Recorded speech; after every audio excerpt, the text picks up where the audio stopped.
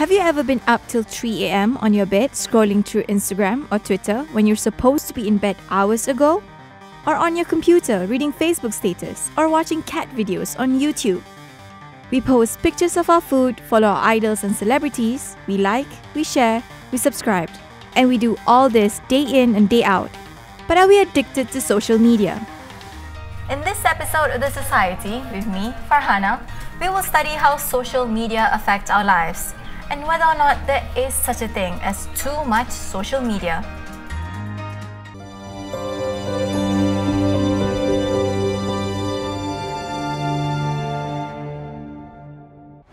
There are over 24.5 million internet users in Malaysia, and over 21.9 million of them access the web for social media usage, owning accounts on popular social media sites such as Facebook, Twitter, Instagram, YouTube, and many more. Social media is a powerful instrument that connects people worldwide and has become a platform for change. But over the past decades, there's been a growing concern that our generation today are becoming addicted to these online platforms.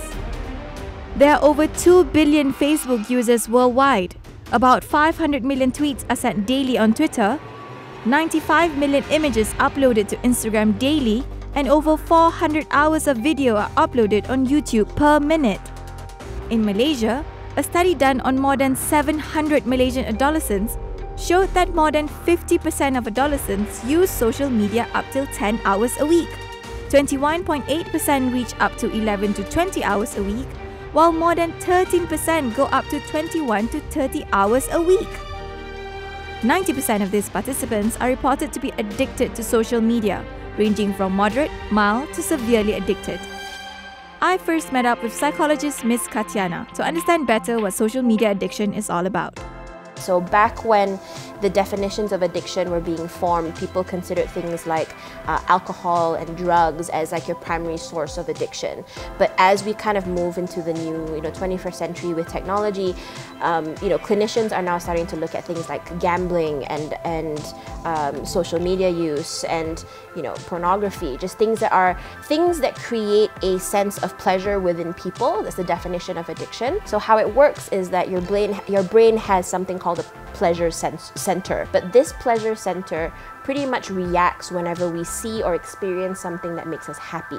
It causes your brain to release a chemical called dopamine, and dopamine creates the feeling of excitement and happiness within us. Now, addiction comes in when your brain has identified something that causes the release very quickly, right?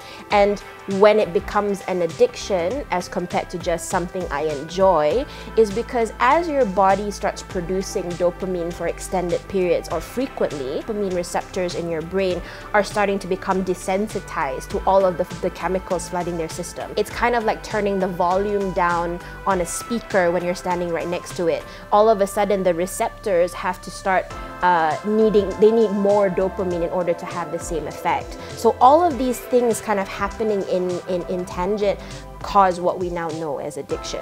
And social media is becoming what clinicians is calling the new 21st century addiction. While we find out how social media addiction works, what can it actually do to you? We have a lot of people complaining that they feel very anxious when they don't have access to their device. Or even things like if someone doesn't like their photo or they don't have the same response to a social media post that they put up as they would expect, they start reporting feeling really, really anxious and questioning what is wrong with me, why don't people want to like my photo. So it's a very sort of anxiety-inducing experience for people when they don't get access to social media. Some cases of young people that I've worked with who've had what we refer to as social media addiction, they start becoming very restless and fidgety. I had young people sitting here whose legs just would not stop tapping the whole time because they hadn't checked their phone. They hear their phone vibrating on the table, or they hear their phone, or they feel their phone vibrating in their pocket, and they're constantly checking. They have this compulsion to constantly check and recheck because they're anxious over the possibility that they might miss a post or that someone had communicated with them and they weren't able to see it. When they start having more of a focus of the world within social media to the point where they're not wanting to engage in the physical world that they're a part of, becoming so distracted that they can't complete schoolwork or go to the office or have things like this happen, become very anxious and frustrated and fidgety when their social media experience is not going the way that they think, those are usually good indicators, at least from a clinical perspective, that they are struggling with a true addiction. As early as 1997, economist Michael Goldhaber explores the concept of attention economy. He said that no one put anything on the internet without the hope of obtaining something. It's called attention. In a world where information is at the tip of our fingers, information is no longer scarce, but attention is. Social media creators engineered this platform so that we will spend hours and hours of our lives on social media while generating revenues through advertisement. The endless scroll, the many filters, the cute like button are all distractions modified to grab our attention and in turn resulted in our lives being dominated by social media. But with millions and millions of users, can social media really be that dangerous?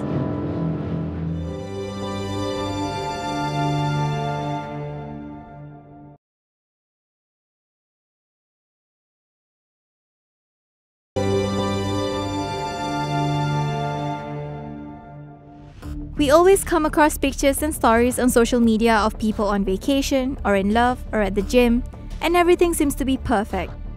But is this all true? Is there a dark side to social media?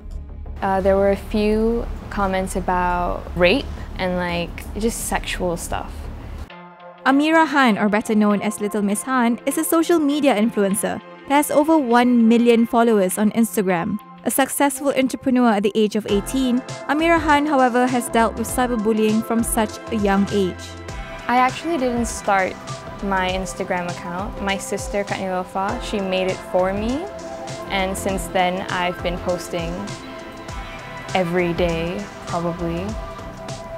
And I never knew that Instagram would be my career right now. I earn money from it. I created my own name from it. I have my own cosmetics brand because of it. And I'm doing things not many people my age are doing because of Instagram. When you started, what was social media to you? I was 13, so I wasn't really clear on that, but because my sisters were doing it, were posting and sharing stuff and things like that, I did it too. Yeah, I was too young to understand what it was, so I just posted whatever I felt like. Based on a survey measuring the rate of cyberbullying among 28 countries, Malaysia ranks 6th worst. Approximately 1 in 4 Malaysian parents believe that their child has been a victim of cyberbullying. They comment nasty stuff all the time. People are calling me, labeling me as a slut. People call me gold digger because of the guys I dated. What else? Social climber, tumpang popularity kakak. I'm not sure if that's a hate comment, but yeah. You gotten death threats, something like that? Oh yeah, yeah. There's this one girl who actually DM'd me, accused me of stealing her boyfriend, and for some reason she knows my address. Basically, it was a threat. I wasn't used to it. I was 13, so I really wanted to just share about my life, about myself, and then people are bringing me down. I didn't like the feeling of that, but now I'm whatever. But even in adversity, Amira managed to pull through and advise others on how to cope with cyberbullying. Like myself, I have a huge amount of followers on Instagram and I have so many haters. So if you want to cari sorang-sorang, that's going to be so difficult, and we can't shut them up either. We have to change our mindset, and we have to be mentally strong to ignore everything.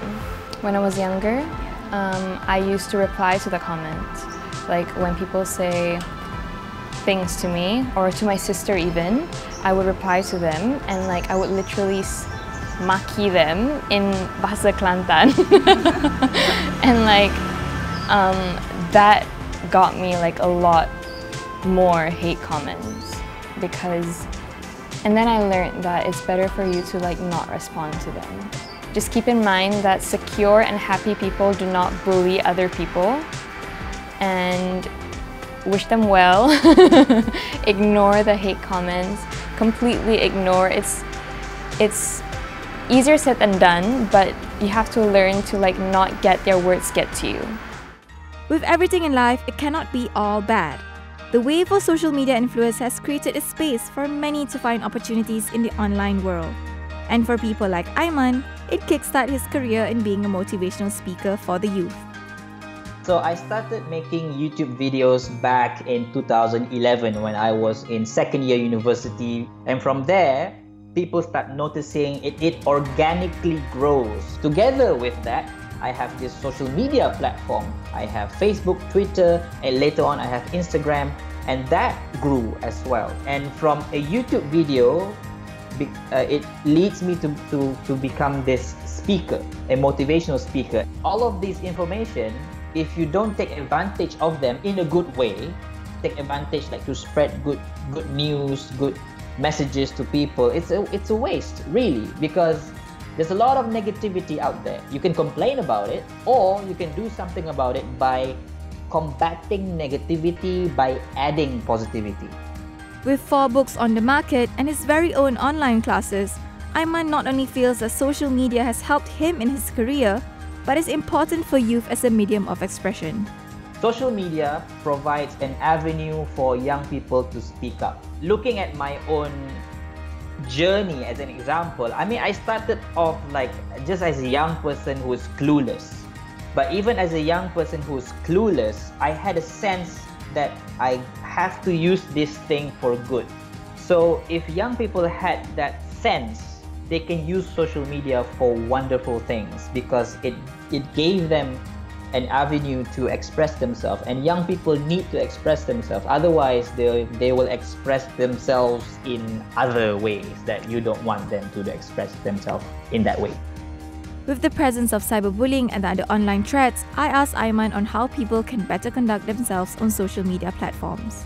There's no rule on social media. That's the thing. And I'm not sure that imposing a rule on social media will be a good thing, because how do you enforce it, right? How do you enforce that rule? So to flip that argument on its end, I think we have to just focus on the individual responsibility. And if we as a society, parents, teachers, friends, colleagues, bosses, if we as a society can somehow focus on building responsible individuals, right? I believe you can send these individuals anywhere and they will do the right thing. In today's day and age, social media plays an increasingly important role in our lives. From networking to setting up businesses, there are just too many benefits to these online platforms. However, too much of anything can never be good for anyone.